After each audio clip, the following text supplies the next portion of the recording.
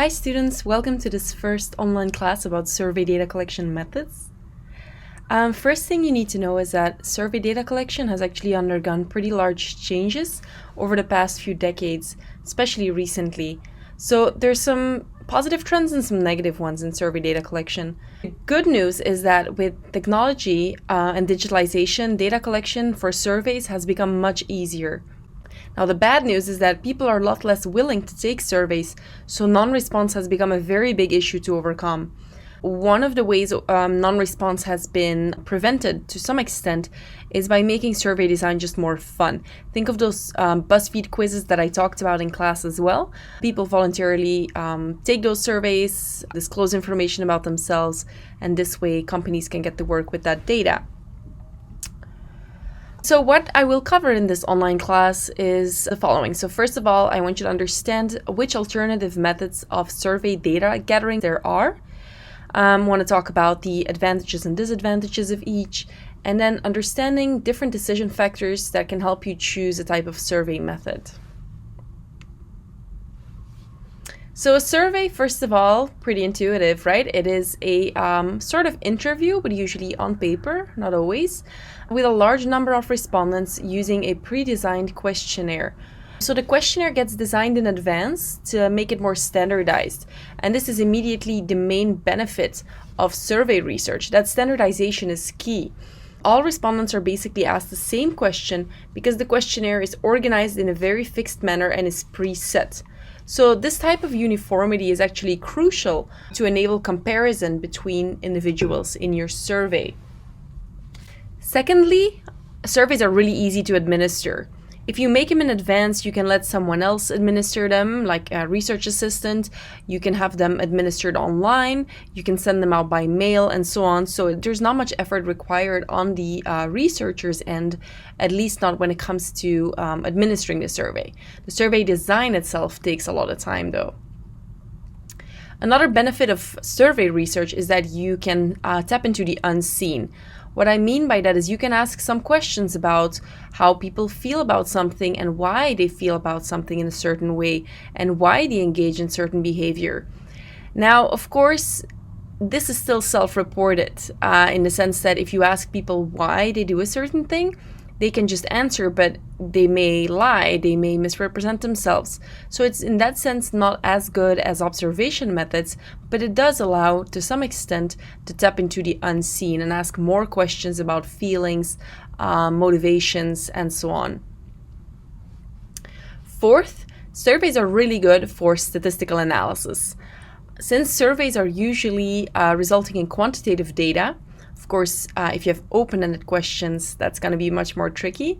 But if you have numerical questions, you can actually run statistical analysis on survey data very easily, which speeds up the interpretation process of your data.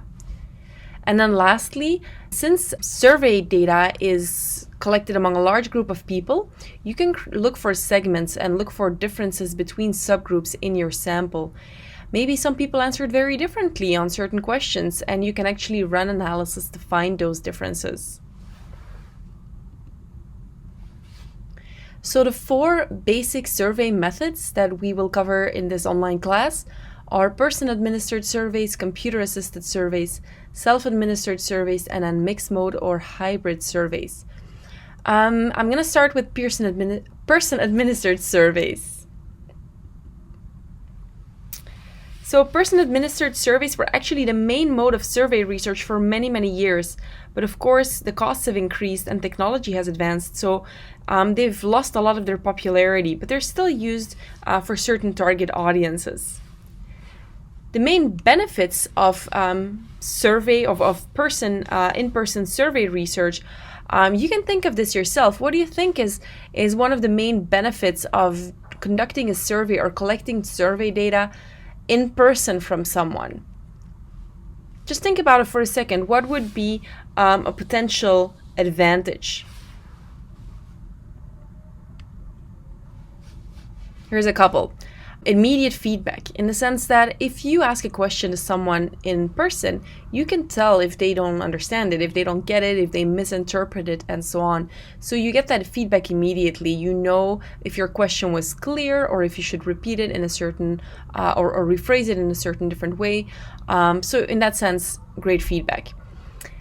Person-administered surveys can also generate trust. So they can, in some people, instill a feeling of trust, so then more comfortable answering questions face to face rather than to someone online, not knowing the person who's administering the survey. It also serves as a quality control, and this kind of goes hand in hand with that immediate feedback. If a person clearly lies about something, such as their age, they can't really do that face to face, right? It's much harder. So in that sense, you have a certain quality control right away. You can also keep more track of like whether you forgot a certain question, you can still ask it, or if a respondent forgot to fill in a certain question, that's something that's going to play a role on paper, but in a person-to-person survey, that's not really going to be an issue because you have that quality control. And then lastly, you can adapt your questions based on the person you're talking with. Let's say you're doing a person-administered survey with people that are hard of hearing or children, then you can actually adjust your wording, your language, your pace, your tone of voice a little bit to meet their needs. Now think for a second what could be the downsides of person-administered surveys. They're pretty obvious actually, those downsides. First of all, human error is very common. As a researcher, if you are doing person-to-person surveys, you might actually forget to ask a certain question. You might ask them out of sequence, you might ask them in a certain tone that could be potentially misleading or biasing, even if it's not your intention to do so. So human error is tricky because you're doing everything in person, there's more risk for that error. It's also very slow, simply because you're going from one person to the next, collecting all your respondents one by one. So obviously the speed is very low compared to, let's say, an online survey. And as a consequence, the cost is also high. Pretty expensive to pay a researcher or a research assistant to conduct these person-administered surveys over time. And then lastly, another potential downside is interview evaluation, which means that some respondents might feel like they're being evaluated when they're answering questions. So that kind of is the flip side of the coin of trust, which I listed as one of the pros. Some people might feel more comfortable answering questions to a person. Some people might actually feel less comfortable because they might feel like they're being cornered in the sense of, they might be evaluating whether I answered the question right or whether my answer is appropriate enough or good enough. So in that sense, interview evaluation is a phenomenon that could play a role in person-administered surveys. There's, of course, a couple different types of person-administered surveys. You can do an in-home survey, which is usually only justified if people need to test out a product at home in the comfort of their own home before answering questions about it, or when people are not mobile enough to actually go to another place to take the survey. When they don't have access over internet, when they wouldn't do any online surveys. So sometimes for the elderly, an in-home survey is the way to go. A mall survey is exactly what you think it is. It's those surveys that are conducted in the mall where a person is trying to get a hold of people who are shopping, stop them in their activities, and ask them a bunch of questions. Usually this is very tricky because it results in a lot of non-response.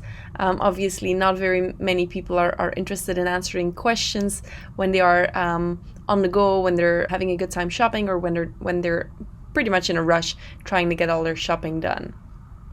Another example of a person-administered survey is an in-office survey, which is usually done when you are doing a survey among very busy, let's say, business executives, people you want to interview who have very limited time.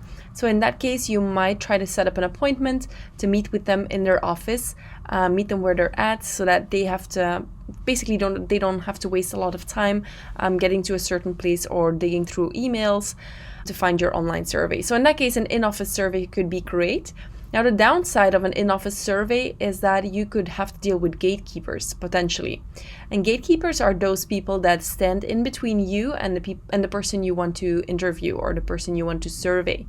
Think of, for example, front desk people, assistants, personal assistants, and so on, who may grant or deny you access to that person. And then lastly, telephone surveys. If you actually have a live telephone survey with you on one end and then the person you want to interview on the other end, you can actually talk about a person-administered survey as well. These usually go much quicker simply because you can call many more numbers in a certain time than actually visit people face-to-face. They're also a great way to do random digit dialing, which is a type of sampling method, which we'll talk about in one of the next online classes. And it's also a great way to reach people in very far geographical areas, because you can call at a fraction of the cost. You can call all these people instead of having to visit them physically.